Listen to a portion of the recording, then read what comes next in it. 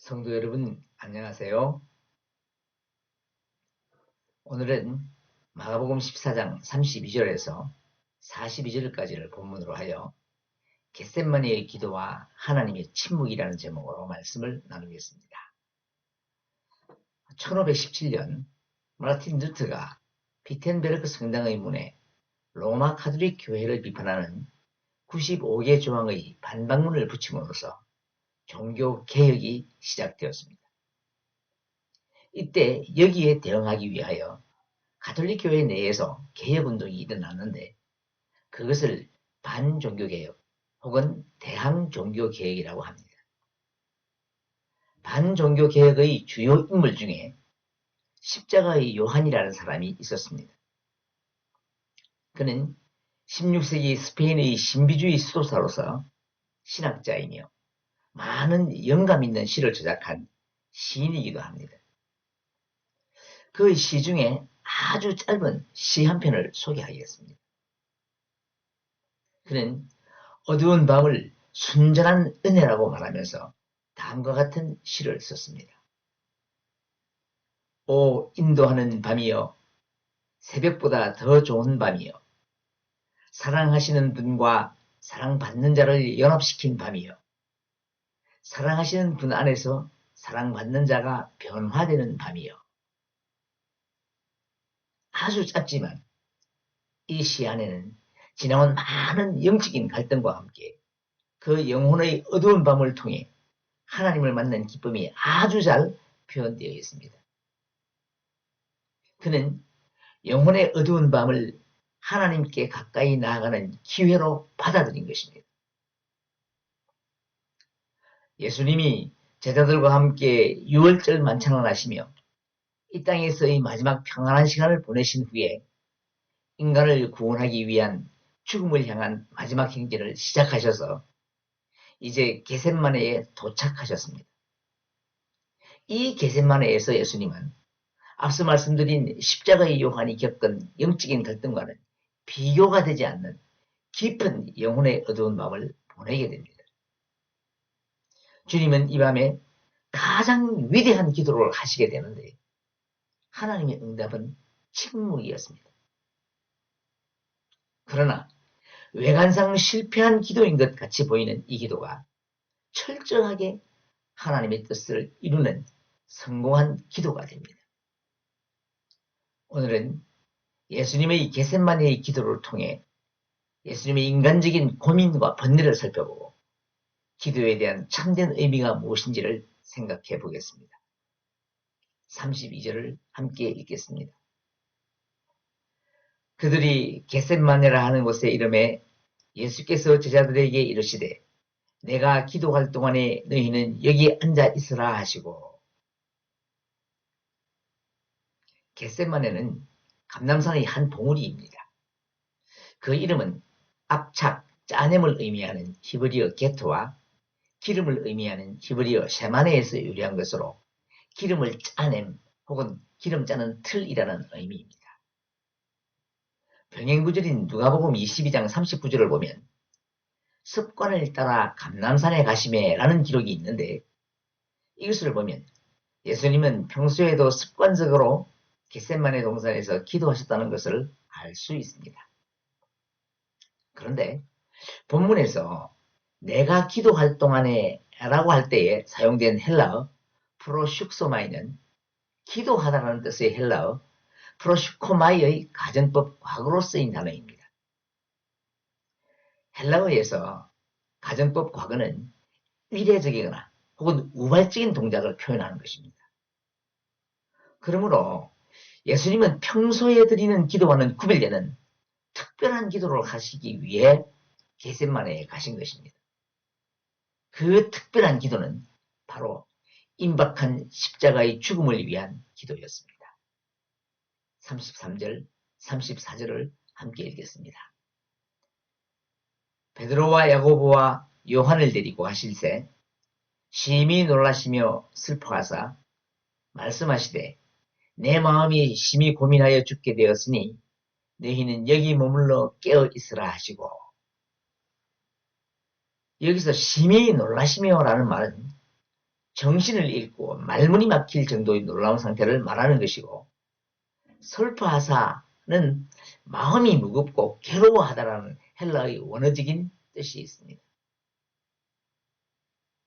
이렇게 예수님은 십자가의 죽음을 앞두고 마음이 죽게 될 만큼 큰 고민에 빠져 있었다는 것입니다.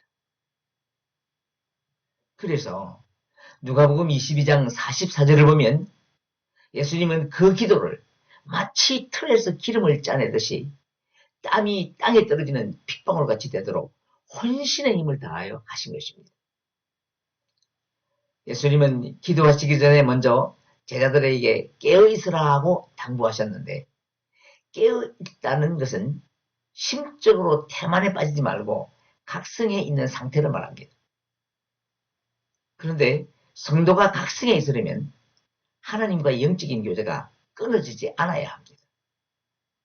그러므로 깨어있으라라는 말은 바로 기도하라는 의미로 해석할 수 있습니다. 그런데 언뜻 보기에 이 말씀은 참 이해하기가 힘듭니다. 얼마 전까지만 해도 병자들을 고치시며 오병이어의 놀라운 기적도 베푸셨고, 심지어는 죽은 자를 살리셨던 예수님이십니다. 그리고 제자들에게 당신이 십자가에서 죽임을 당하고 부활하신다는 사실도 미리 말씀하셨습니다.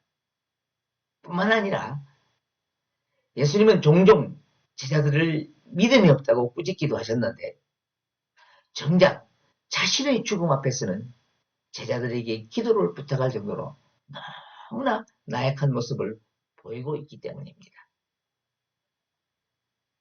스데반과 같은 사람도 순교할 때 하늘이 열리고 인자가 우편에 서신 것을 보노라 하며 당당하게 죽음을 맞이했는데, 메시아이신 예수님의 모습이 너무나도 초라해 보입니다.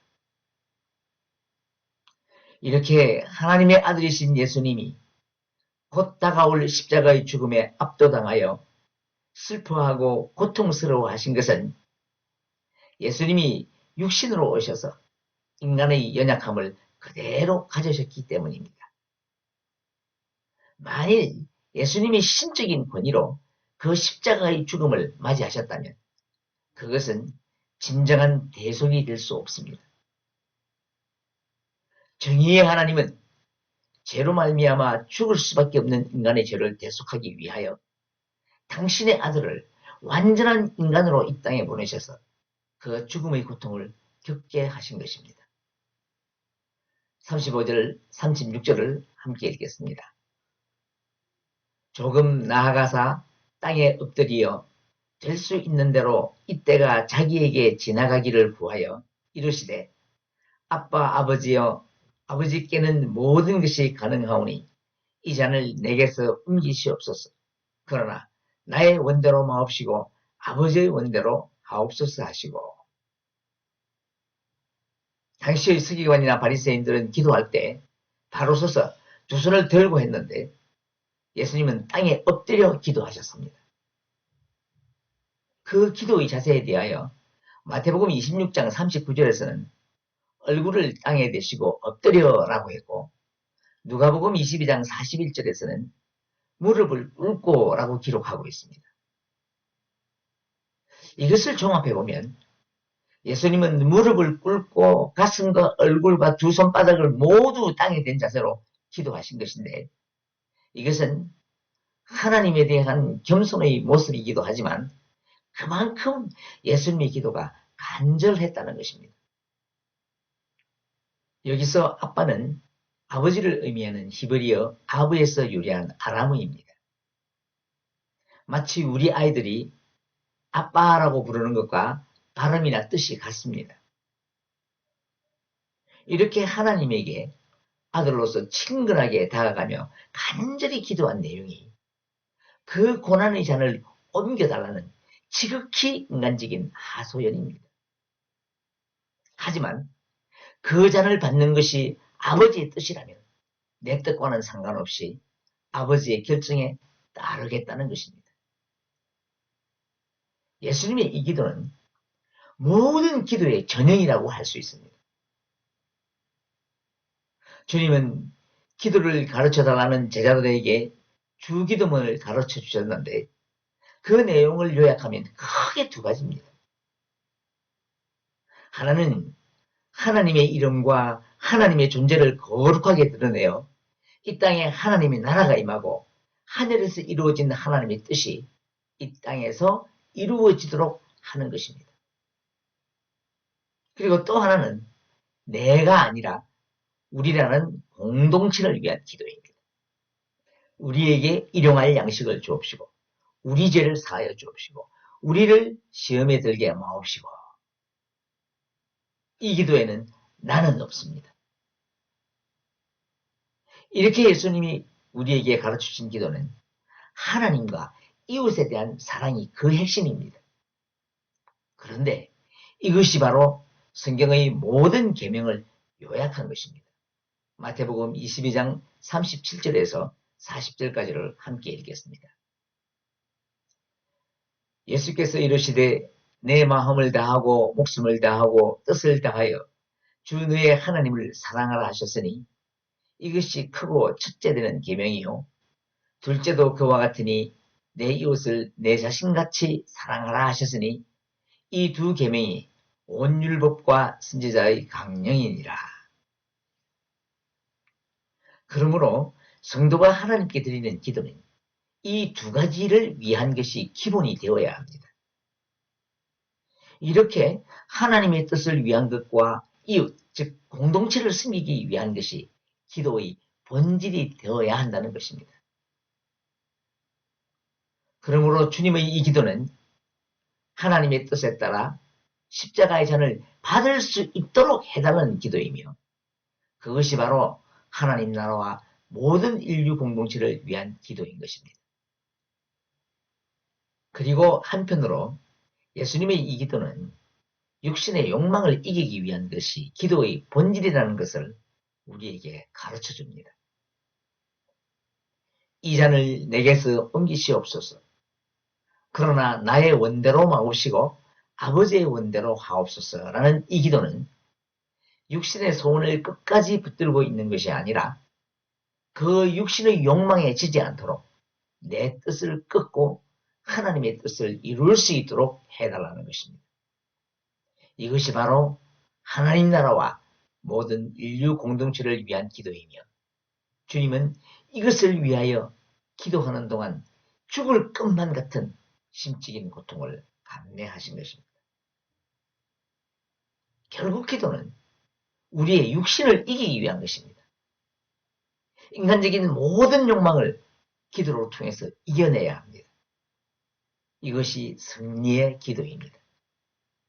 이렇게 기도를 통하여 먼저 자신을 이겼을 때 비로소 우리에게 맡겨진 어떤 십자가도 질 수 있게 되는 것입니다. 주님은 먼저 기도로 세상을 이기시고 모든 인간을 구원하는 승리의 십자가를 지실 수 있었던 것입니다. 그런데 예수님이 기도에 하나님은 전혀 응답하지 않으시고 침묵으로 일관하십니다. 우리의 시각으로 보면 예수님의 기도는 실패한 것처럼 보입니다.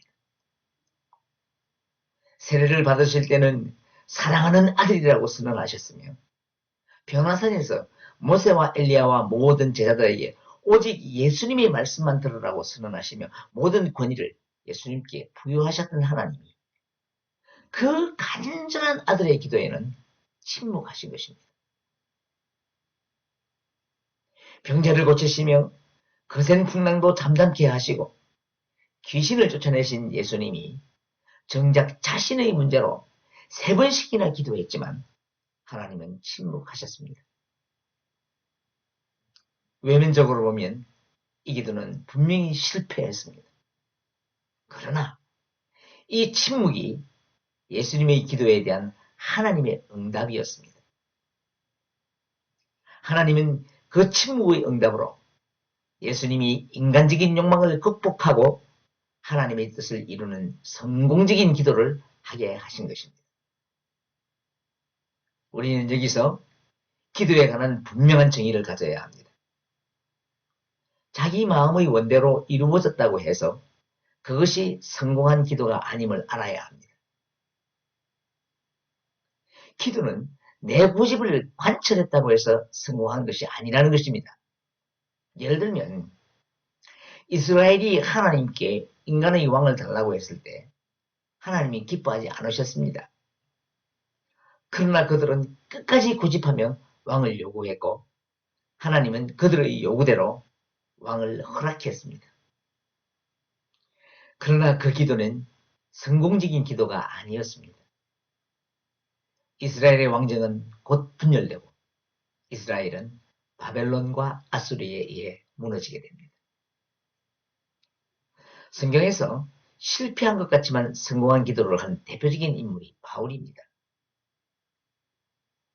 그는 몸에 고통스러운 병이 있어서 3번을 간절히 기도했지만 하나님은 들어주시지 않으시고 내 은혜가 내게 족하도다. 이는 내 능력이 약한 데서 온전하여짐이라는 말씀으로 응답하셨습니다.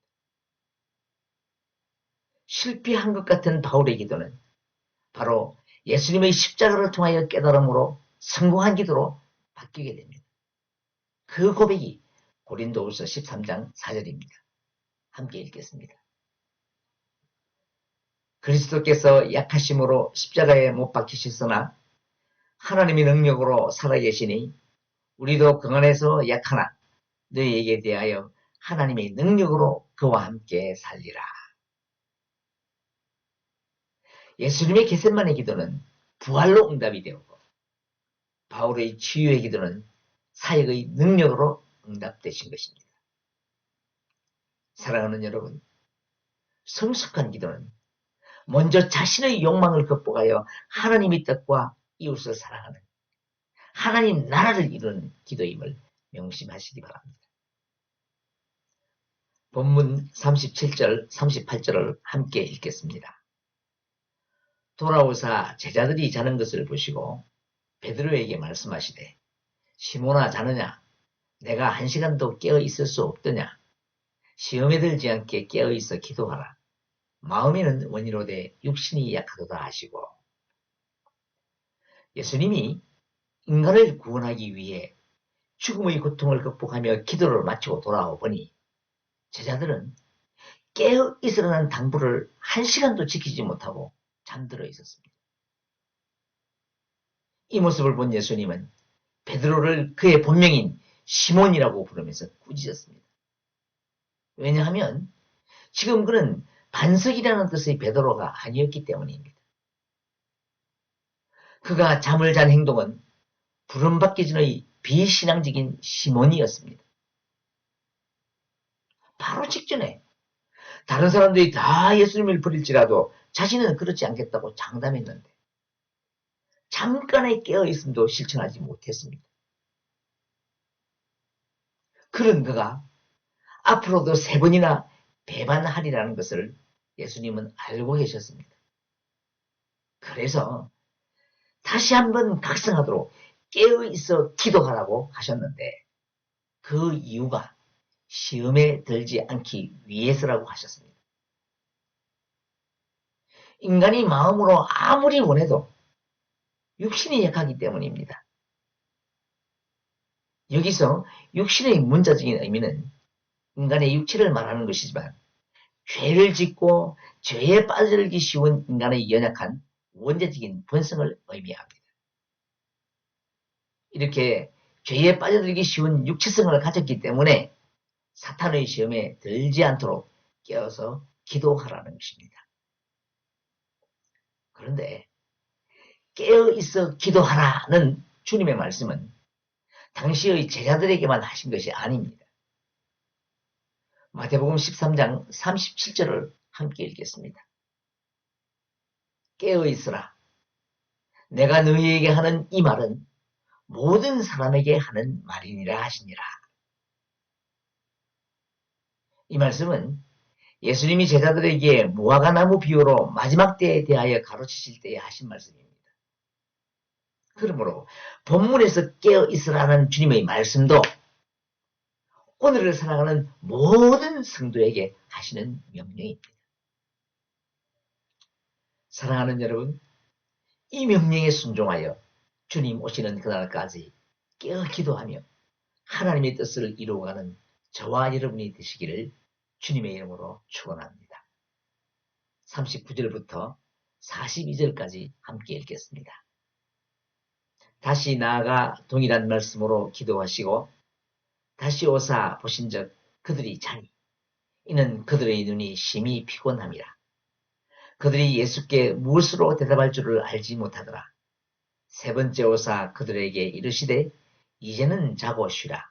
그만 되었다. 때가 왔도다. 보라 인자가 죄인의 손에 팔리느니라. 일어나라. 함께 가자. 보라 나를 파는 자가 가까이 왔느니라. 예수님은 제자들에게 말씀하신 후에 두 번 더 동일한 기도를 하시며 죽음의 고통을 극복하시는데 제자들은 여전히 깨어있지 못했습니다. 하지만 예수님은 고난의 때를 당당하게 받아들이시며 제자들에게 아직도 자고 있느냐? 이제 때가 왔으니 나와 함께 가자고 하십니다. 짧은 기도 시간도 제대로 견디지 못했던 제자들에게 예수님은 자신이 그렇게 고통스러워하는 십자가의 길로 함께 가자고 또다시 제자들을 초청하십니다. 왜냐하면 그 십자가를 경험하지 못하면 주님의 부활도 경험할 수가 없고 교회의 기초를 확립해야 하는 막중한 사명을 감당할 수 없기 때문입니다.